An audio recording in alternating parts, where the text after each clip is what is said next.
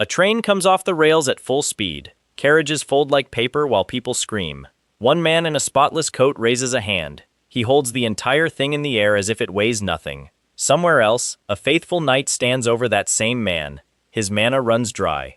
The knight calmly explains his motive for accepting the escort job. He intends to kill the man. 37 assassins wait in a canyon. The man casts a single spell. Nobody walks out except for him. He does not even raise his voice during the act. A dormitory supervisor loses her head. What lies underneath is not a person. It is a doll. The woman was never in that building at all. In a quiet cemetery, this terrifying man drops to his knees. He sobs in front of a gravestone.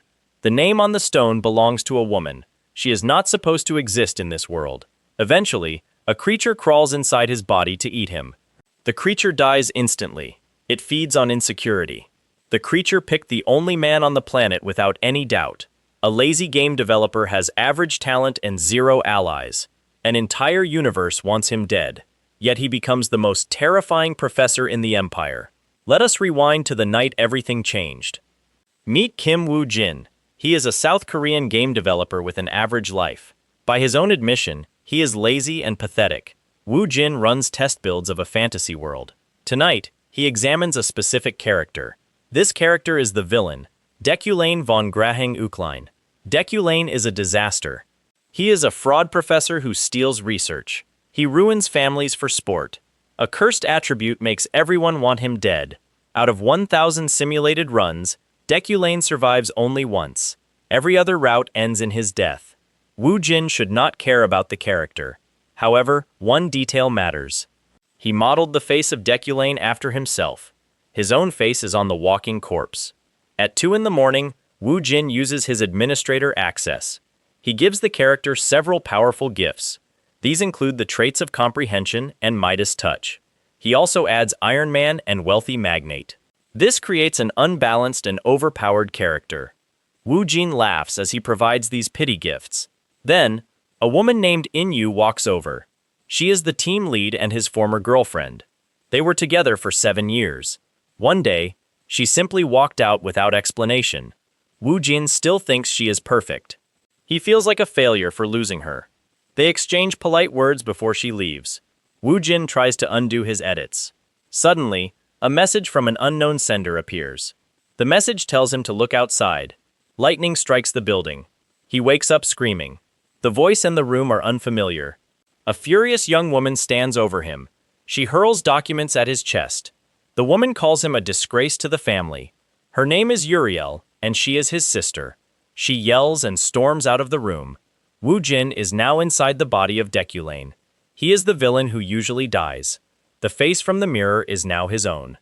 A system window opens in the air. It tells him his goal is to survive. He must make himself necessary to the world. He must complete quests and earn currency. Every time he avoids death, the system pays him. The system admits an obvious truth. This body has a schedule of deaths. The first death is coming soon. He grabs the documents from Uriel. He finds a signed contract inside. Dekulane is a professor at the Imperial University. He must deliver a lecture today. The room will be full of talented mages. He knows nothing about the subject. His inherited mana pool is 3,500 units. A strong mage typically has 30,000 units. He is very weak by comparison. He lacks magic theory and training. He holds a high rank he did not earn. He possesses the habits of the body. Noble bearing comes naturally to him. He stands and speaks with authority. However, there is a strange side effect. Saying something nice makes his body nauseous. Complimenting people makes him gag. Woo-jin decides to fight these impulses. His assistant arrives with a lecture script. Woo-jin thanks the assistant warmly. The man, named Alan, freezes in shock. Alan worked for Dekulane for 3 years. He was never thanked before. The household staff is stunned when Dekulane says please. He opens the lecture script. He cannot understand the content. It is filled with dense magical theory. Woo-jin is only a computer programmer.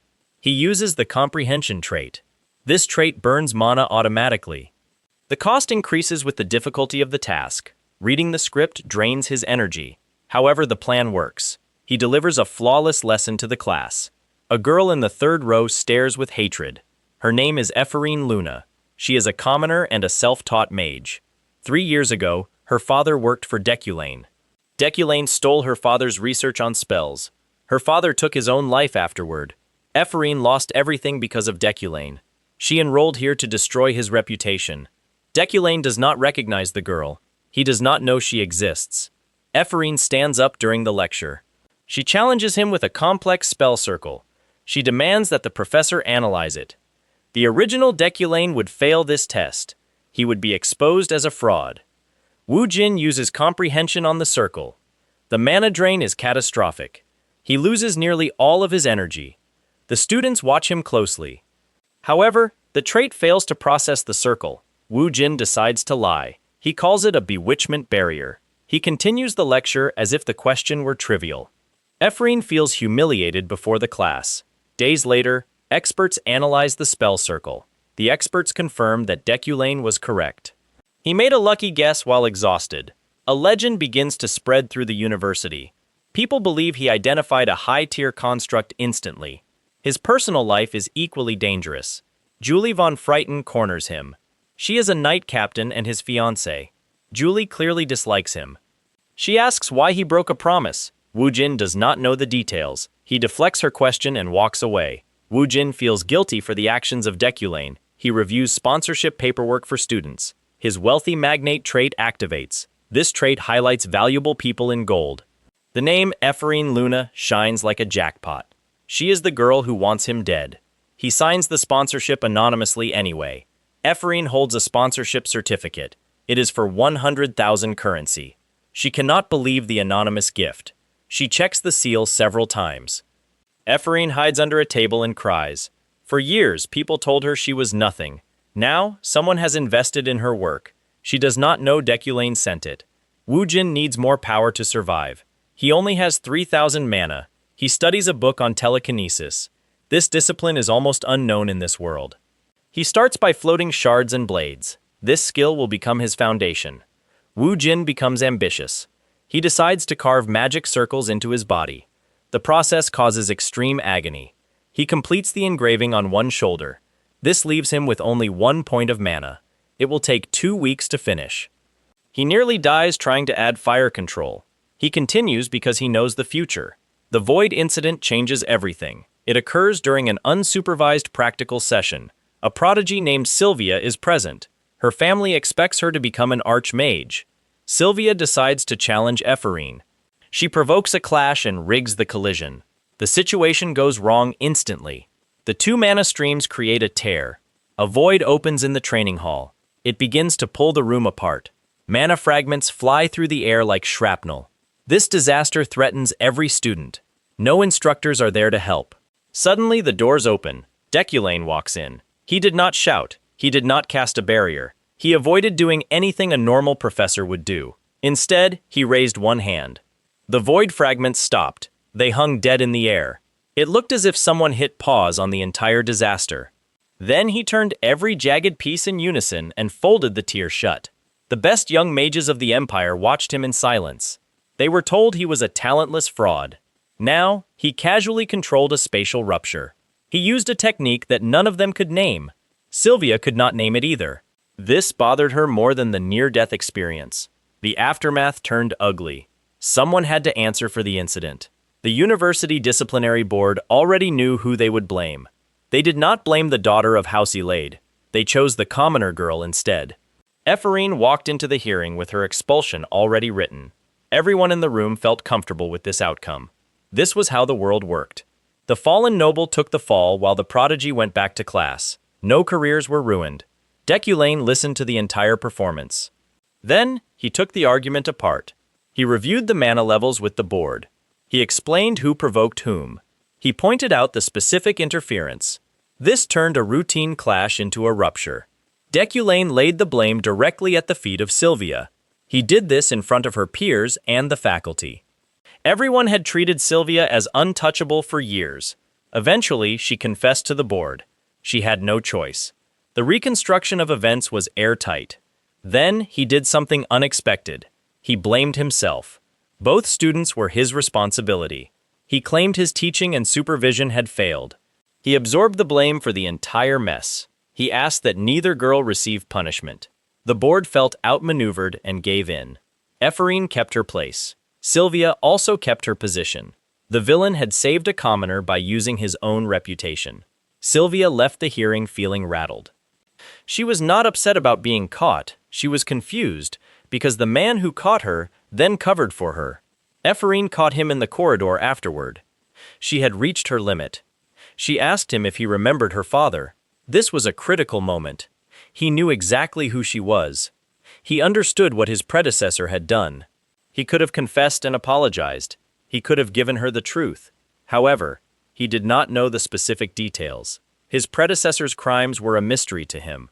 A confession would only give her a target rather than peace. He told her not to let the past hold her back. Then, he walked away from her.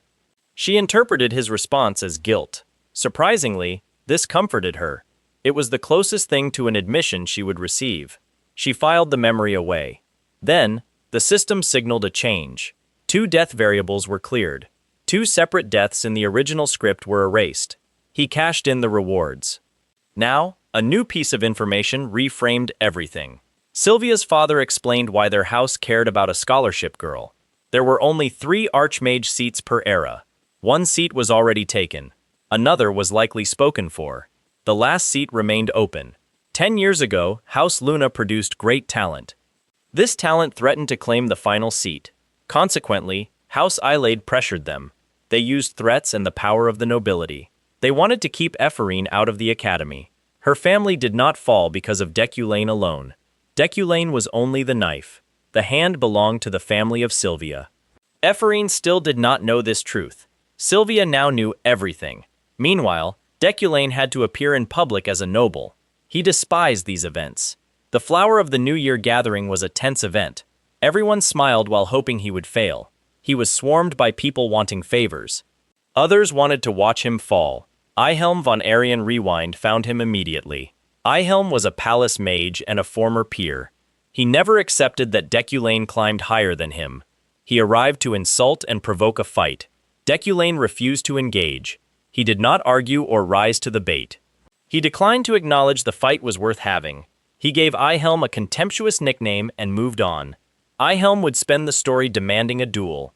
Deculain would treat him like the weather. Wu Jin finally found the person he was looking for.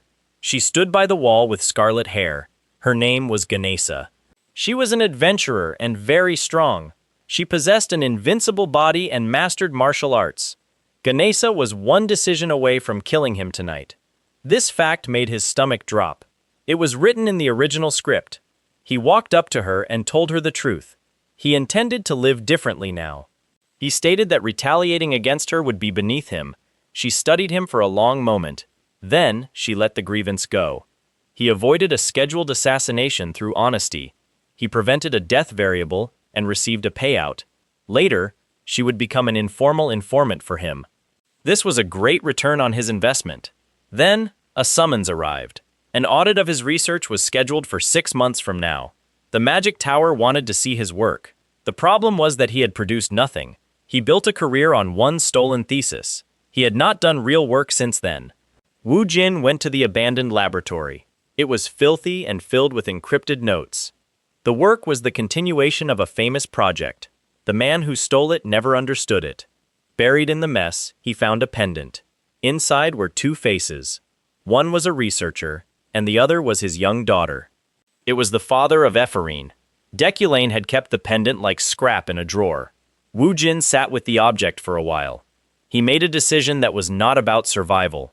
He decided to finish the research properly. He would start from the ground up. He planned to list the dead man as a co-author. He could not undo the suicide or return her family. However, he could restore her father's name. No one saw him do this. No one would know for months. He started the work anyway. His teaching style changed after that. The showboating stopped completely. He built lessons that actually taught real theory. He delivered them without any wasted flourishes. Sylvia was groomed by the finest tutors of the nobility. She sat in his lectures and realized she was learning. Her own house could not teach these concepts. This was inconvenient for her worldview. A small event happened that mattered more than it appeared. Ephraim's friends pushed her to ask for a club charter. Noble faculty members usually refused commoners to show power. She prepared for humiliation. However, he signed it without looking up. He did not hesitate at all. Then came the auction. This was where Wu Jin stopped being poor. The Ukline estate was losing money. Uriel watched the accounts drain. Naturally, her brother showed up and started buying. He used the wealthy magnate ability. Objects glowed gold to his eyes. He bought a vase, a ring, and a pair of scissors. He also purchased a necklace covered in runes. He picked up junk lots for very little money. The other bidders laughed at him. Then, the snowflare stone appeared. The room woke up. One bidder refused to fold. Julie was his fiancée. She was bidding against him in public. They went to war over the item. The price climbed past 10 million. It went past 20 million. Finally, the bidding stopped at 42 million. Deculane held the winning paddle. The hall wondered if he ruined his house. Afterward, he walked over to Julie. Everyone expected him to gloat. Instead, he apologized for everything. He apologized for the promises and the lies. He spoke plainly without making excuses. Then, he left. Julie was forced to rethink her understanding of the man. Uriel was not moved by his character growth. She saw that 42 million was gone. She was ready to commit murder. The system flagged her intent. His sister was actually close to killing him. To stop her, he handed her the house. He gave her the headship of the family. She received full control of the Ukline name. He offered to make the oath binding. He told Uriel she had been running the house already. She deserved the title. This diffused her completely. She had no framework for his kindness. Ganesha returned with 2 pieces of information. First, a criminal syndicate was moving on his new items. The defenses of his estate were very weak. Second, Uriel was not an Ukline. She shared no blood with the family at all. Wu Jin did not pause at this news. He told Ganesha that blood changed nothing. Uriel was his sister and she ran his house. A syndicate was closing in on him. An audit was ticking down. He was still carving magic circles into his body. He heard that a wizard killer was nearby. This killer had the ability to nullify magic entirely. Wu Jin hoped they would run into each other. A quest reward was attached to the encounter. Before that, he performed some housekeeping. He promoted Alan to assistant professor. He gave him a very large salary. Alan had spent 3 years managing schedules and absorbing abuse. No one had ever given him credit. Wu Jin valued his loyalty. Everyone else only helped Deculane for their own gain. Wu Jin told the audience to watch Alan closely. Something about him would not add up later. He caught Sylvia in the restricted library. She was using her house crest to gain access. He did not report her. Instead, he told her to stop relying on her family. He said it was a crutch that limited her growth. Sylvia was furious. She would remember his words for weeks. A new alert arrived. A demon appeared at the training grounds. This mattered more than anyone understood. The Ukline bloodline were hereditary demon hunters. This origin was buried under generations of politics. Near demonic energy, his mana was purified. His quality rank climbed. His aggression also spiked. The body wanted to hunt. He volunteered as the supervising professor. The system logged the quest. Out on the mountain, a demon lured Ephorine away. It used an illusion based on what she missed most. She followed it into the dark. Deculane got there first. The bloodline ignites. The purification hits. The polite professor stops existing for about 90 seconds. Wu Jin tears the demon apart. This is his first kill in this world. It happens so fast that Ephorine barely registers the event. Wu Jin stands over the corpse and realizes something chilling. This demon was not supposed to appear yet. This encounter is a main quest event. Usually, main quest events only fire when a player triggers them. However, there is no player in this world. The game is progressing on its own. Something is running the plot of the world without him. This entity just took its opening move. Wu Jin keeps this discovery entirely to himself. He goes back to being a professor. This includes a moment with Ephorine that makes Wu Jin look like a monster. He assigns Ephorine a task with a deadline. Ephorine misses the deadline badly. Wu Jin waits nearly 6 hours past the limit.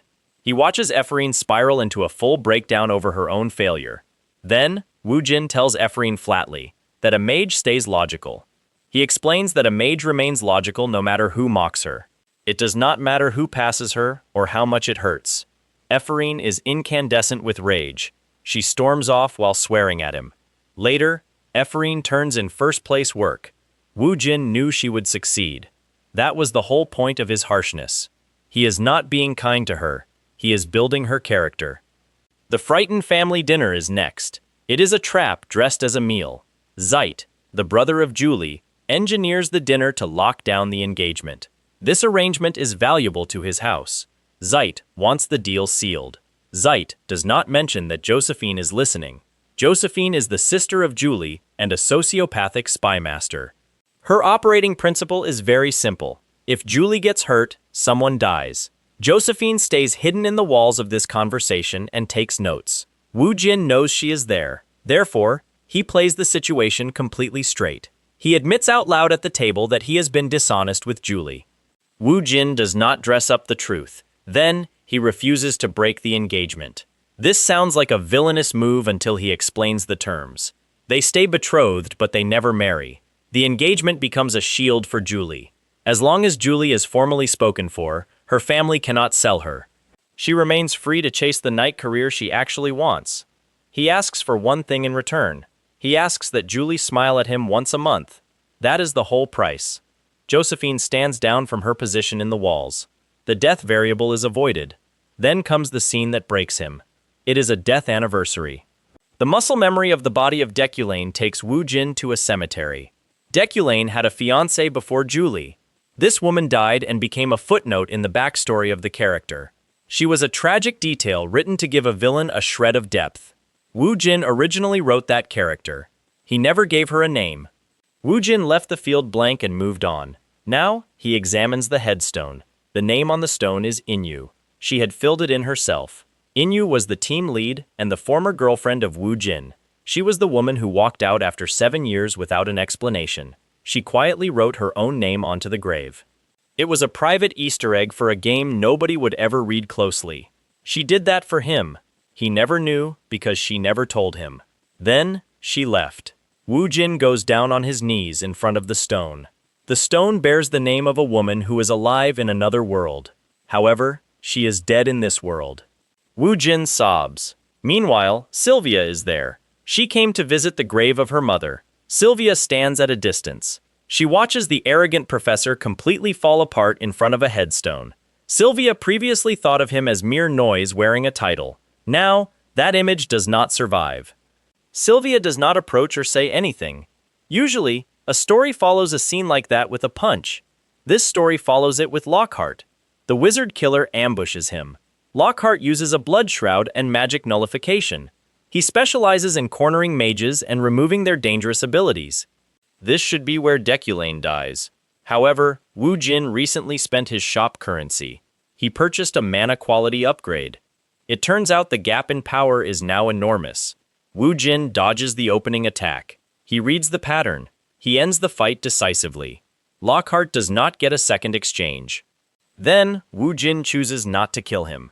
He identifies exactly what Lockhart is. Lockhart is a blood shroud and a human descendant of demons. The Empire has hunted Lockhart for his entire life. The Empire lumps the entire race of Lockhart in with actual monsters. Woo Jin tells Lockhart plainly that his people are human. Nobody has ever said that to Lockhart. Lockhart is arrested alive. Somewhere in his cell, the wizard killer starts describing Deculaine as a true noble. This will matter later in an unexpected way. Then, Burke calls. The best arc of the story kicks off. Burke sits at 3,500 meters. It is the central pillar of the mage world. This place is home to the Assembly of Elders. 12 sorcerer families also reside there. Burke summons every mage in the world after a confirmed demon sighting. Attendance brings prestige. If you are absent, your family name is replaced. There is one detail about the journey. People call Burke the graveyard of the mages. This is not because of the altitude. Every single summons kills some of the attendees. The trip is an open secret. People use it to purge rival houses along the way. Traditionally, authorities do not investigate crimes committed on the route. It is a sanctioned hunting season. Uriel is worried about her brother traveling there. She arranges an escort for him. The commission goes to the Night Order of Julie. A man named Veyron assigns himself to the cabin of Deculaine. Veyron is the most devoted subordinate of Julie. Julie took him in as a stray years ago. Veyron has loved her silently ever since. He never said it out loud.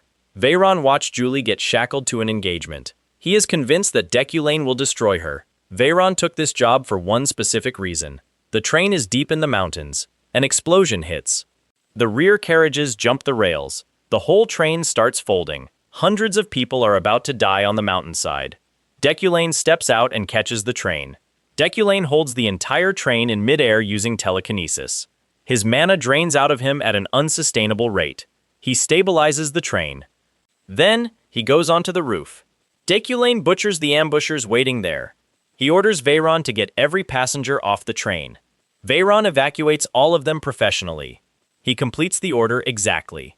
Then, Veyron comes back. The passengers are safe, and the mana of Deculane is almost gone. Veyron explains very calmly that he accepted this mission to murder him. He does not do it for money. He does not do it for a rival house. Veyron does it for Julie. He cannot protect Julie from the marriage. He cannot watch Julie be ruined by a man like Deculane. Veyron will take the sin himself. This way, Julie can keep her hands clean. Wu Jin is empty and outclassed. This is intended to be the death of the character. This moment was always in the original script. Then, space waivers. Something shifts around them. Wu Jin did not cause this. He cannot identify the source. The footing of Veyron goes out from under him for half a second. Half a second is enough time. Deculane severs the hand of Veyron. Then, he kicks Veyron off the train. Veyron falls into the dark while crying. He wishes his captain a happy life. Wu Jin stands there shaking. He never finds out what saved him.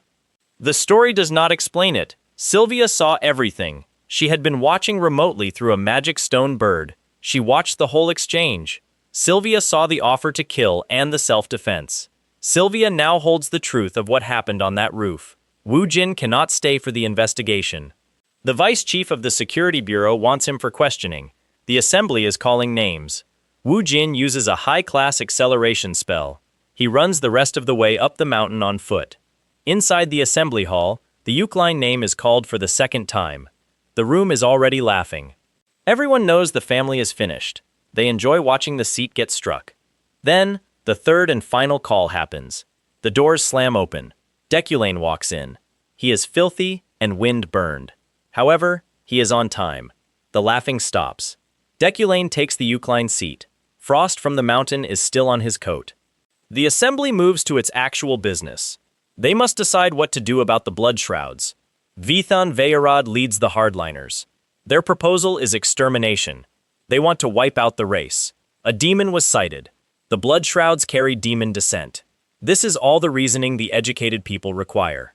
Deculane argues against this plan. He refers to an event from 237 years ago. This was the accusation that justified the last purge. Deculane demonstrates that the accusation was false. It was fabricated. Then, he names the party who profited from the lie. It was his own ancestor. He stands in front of the 12 sorcerer families. He identifies an Eucline as the greedy hand behind the slaughter. The vote stalls. Deculane does not win, but he jams the machine. He walks out of the chamber. He has made a permanent enemy of a powerful man. Previously, this man was indifferent to him. Wu Jin decides it was worth it.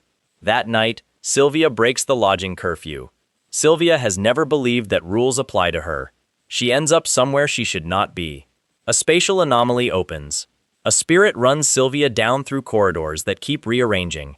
Wu Jin finds her. He disperses the spirit without much ceremony. Then, he corrects her casting. Sylvia is still shaking. He makes a small technical adjustment. She had been getting it wrong for years. Nobody was willing to tell the Elode heir she was wrong. Wu Jin tells her to find her own weakness. He refuses to name it for her. He says that shortcuts are how prodigies stop growing. Then, he tells Sylvia that her work is good. This is the first compliment Sylvia actually believes. Sylvia has no idea how to react. Later, Wu Jin wanders out on a wealthy magnate ping. He finds a purified fragment of a mana tree. These are extremely rare. He commissions a craftsman to turn it into a wand. This wand stores mana and amplifies exorcism. He also takes the vice chief of the security bureau out for a meal. This looks like bribery, but it is actually reconnaissance. Lilia is investigating Wu Jin. Lilia is also secretly a blood shroud. She hides inside the agency that would execute her. Halfway through the meal, Ihelm arrives drunk. Ihelm loudly broadcasts the assembly speech to the restaurant. He mentions that Deculane stood against wiping out the race of Lilia. The insults from Ihelm have accidentally become helpful.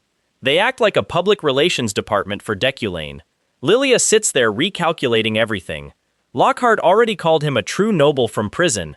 Now Lilia hears this news. Doubt takes root in her mind. On the platform home, Julie is waiting. She does not accuse him of anything. She does not ask what happened on the roof. Julie does not ask why her knight is not coming back. She only asks one question. She asks what the last moments of Veyron were like. Wu Jin could tell her the truth. The truth clears him completely. Her subordinate ambushed him and tried to murder him. There was no other exit. However, the truth would be a heavy weight for Julie. Julie would know that Veyron died committing murder for her sake. She would carry that guilt forever. Therefore, Wu Jin lies. He shapes the story so the guilt lands on himself. He lets Julie think whatever she needs to think of him. Sylvia watches him choose this path from a few steps away. Sylvia holds every piece of the truth. She says nothing. Sylvia just hands him a book and walks off. His home was a mess of unpaid bills. He went to work on the junk he bought at the auction. He applied his Midas touch properly. The vase became an artifact that bloomed permanently and never wilted. The rest of the items woke up the same way. He put them back on the market. Collectors who watched him buy garbage now bid against each other. They reached the stratosphere for those items. The estate's finances went from critical to comfortable in about 1 week. Uriel did not apologize for calling him a wastrel. She threw an enormous feast instead. She refused to explain why she did it. Everyone present understood the gesture perfectly. It was the closest thing to a thank you from that family.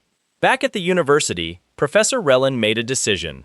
He thought the Commoners' Club room belonged to people with proper bloodlines. He barged in to seize the room. Deculane arrived at the scene.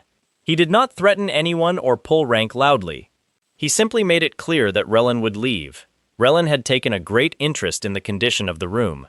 Deculane announced that Relin would personally fund the renovation. Relin also had to pay for new furnishings. Relin paid for the club out of his own pocket. He was not happy about this outcome. The students were delighted. Then came the lecture that reset the entire school's opinion of him. The topic was mana interference. This did not mean blocking a spell. It meant reaching into someone else's mana and disrupting it directly. This technique only worked on magic understood intimately. This made the skill nearly useless in a real fight. That was exactly why he drilled the technique. He telekinetically gripped 150 magic stones. He told the class to break his hold. 150 of the best young mages in the Empire tried. They threw everything they had at the stones. Nothing moved at first. Then one stone shuddered loose. Sylvia was the one who did it. Seconds behind her, a second stone broke free. This was Ephorine. She achieved this despite having no house and no tutors. She had no business being in that tier. Nobody else managed to move a stone at all. Sylvia mentioned something to Ephorine casually. She noted that the professor went to his laboratory every single day. He had done this for 3 months. That laboratory was where her father's stolen research lived. Ephorine felt her blood turn to ice. She believed he was finishing the work. He was going to publish her father's life's work under his own name. She feared she would have to watch it happen again. She took that rage to the public practical. The whole stadium watched the event. A bully named Beck had spent the semester mocking her dead parents. He drew her name first. She hit him with a slime fist. The blow punched him into the air. He dropped into a crying heap on the ground. The crowd had been playing to him before. Now the crowd roared for her instead. Then she turned and challenged Deculane himself. He accepted the challenge with a handicap. She was genuinely impressive. She wove 3 elements together at once. This was possible because of the talent vessel bracelet she wore. Most graduating mages could not attempt such a combination. Deculane canceled all of her magic completely. Then he flicked her off the stage. Afterwards, he told her that her construction was excellent in front of everyone. Elsewhere, Ganessa recruited a new party member named Yura. Yura was an island girl who behaved very strangely. This was because someone else was driving her body. The midterm arrived. This was where the legend stopped being a rumor. The exam lasted 10 days. It was an open book format. Every student stayed in individual confinement. Full marks earned a recommendation letter from a chief professor. This letter acted as a free pass through a rank promotion exam. Students came out of that room changed. Some were sobbing and others were vomiting. All of them were permanently rewired about the nature of magic. Sylvia solved the final question. She cast the answer directly into the paper. It manifested as light and color. The result was a living work of art. Deculane looked at it and thanked her sincerely. This was the world he wanted to build when he designed it. A 19-year-old had just achieved it in front of him. Ephraim missed the deadline entirely. She stayed behind alone after the scores were locked. The recommendation was gone, but she solved it anyway. She did not do it for the marks. She did it because the problem was unsolved. Word traveled to the floating island. This was an independent zone 2,500 meters in the air. It held the accumulated magical knowledge of the world. They invited him to lecture there. Headmaster Adeline was an archmage candidate and a secret half-fairy. Adeline was also a terminal gossip. She grilled him playfully in front of the hall for her own entertainment. Then a returning rival stood up. He accused Deculane of plagiarism. Deculane did not argue the point. He cast the disputed work live in front of the entire assembly. The accusation died in the man's throat. Quietly, Deculane handed a communication crystal to the bodyguard of Princess Maho. He made a promise. He told the bodyguard to call when the emperor died. The bodyguard asked for a reason. Deculane said it was business. The emperor died 3 weeks later. The call came to Deculane. Deculane walked the princess through Crevice Canyon. This was the one route that nobody used. The canyon was saturated with demonic energy. That was the point of his plan. His bloodline ran effectively unlimited in that canyon. 37 assassins were waiting for them. Deculane cast one destruction spell without ceremony. The canyon floor became clear. Then a phantom demon came for them. The Empire classified this demon as unkillable. He took the demon apart from every angle simultaneously. There was not enough left of it to reform. He walked the princess out of the canyon. Then he walked back through a second time alone. It looked like he had forgotten something. Princess Maho was offered a Grand Duchess seat shortly after. Her bodyguard replayed the conversation in his mind. He realized the professor knew this would happen before the call. Empress Sophien Yakier August von Gebrein took the throne. She had maximum talent and was bored. Her boredom came from having solved everything worth solving. She scanned the hall of prostrating nobles. She locked her gaze onto exactly one person. She did not blink or look away. She watched Deculane for the entire ceremony. He was named a candidate instructional mage. He solved the selection test in seconds. He took the post over a man named Ihelm. Ihelm did not handle the loss well. Then Deculane did something that looked cruel. He also took the position of instructional knight examiner. He did this to fail Julie. Julie wanted that palace posting more than anything. She attempted the exam 4 times. He failed her on a technicality every time. He did this because something lived in the palace basement. If Julie stayed there, it would kill her. He could not tell her the truth. Afterwards, he asked about the broken promise. This time he apologized properly. He committed to crediting Ephraim's father as a co-author when the research published. He told Julie that he would try not to love her. Then Luina von Sherratt McQueen disappeared. Luina had beaten the original Deculane for a head professor post. In response, he had destroyed her family systematically. He crippled her father and severed their contracts. Her sister was maimed in an accident that was not an accident. Bandits were sent to finish the family. Luina came to him in the rain to surrender. The original Deculane denied everything and made her kneel in the mud. He stepped on her and insulted her bloodline. Wu Jin did not do those things. However, Wu Jin still had to pay the bill. He traced the kidnapping to his own dormant criminal network. They were executing a standing order left by the old Deculane. Nobody had canceled the order. He found her in a cell. He used an old debt contract as leverage to get her out. Then he handed back her family's stolen heirloom technique. It was not a settlement. It was the actual thing they had lost. He had bought off another scheduled death. He went to his criminal underlings next. He paid them everything they were owed and released them. He hired Ren and Anon as his chauffeur and maid. They were former extortionists who seemed fine with the change. Then the commoners' dormitory went dark. A demonic barrier sealed the building with the students inside. Deculane broke through using a wand. He swept the interior remotely. He located every student by their mana signature. He worked backwards to find the caster. The caster was the dorm supervisor. She had been walking those halls for weeks. He collapsed the building's structure to break the anchor. He took her head off in one motion. The head hit the floor, and it was made of porcelain. It was a doll. Al Rose was never in the building. She was an Ashbourne doll maker. She had been harvesting something from the dorm the entire time. She was already gone. He dug through the rubble. He reverse-engineered the spell she left behind. It was not a trap. It was a declaration of war, addressed to him by name. The message was titled The Judgment of Ash. Somewhere in the tower, a woman stopped being able to hold herself together. She had been mocked and excluded. The Empress had called her boring. The thing that had been sitting inside her finally sat up. It had been there since her lowest moment.